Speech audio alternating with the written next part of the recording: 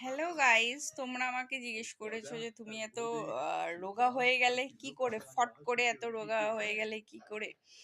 দেখো, আমি খাবার দাবার এখন মানে ভাত বাদ দিয়ে দিয়েছি, ভাত খাওয়াটা একদম বাদ দিয়ে দিয়েছি।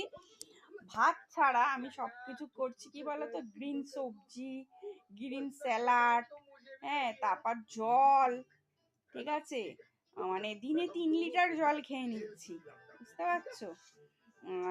জল, তারপর একটু ফল খাচ্ছি। আর হচ্ছে গিয়ে ভাত খাওয়াটা পুরো টোটালি বন্ধ করে দিয়েছি, ভাত একদম খাই না। খেলেও এইটুকু হয়তো ভাত নিচ্ছি, খাচ্ছি, এটাই।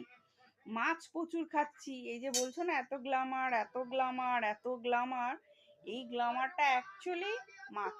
তাও কি ছোট ছোট ছোট ছোট যে মাছ থাকে সেই মাছগুলো তোমরা খেতে পারো, ছোট মাছ। আর ভাতটা বাদ দিয়ে দিতে পারো।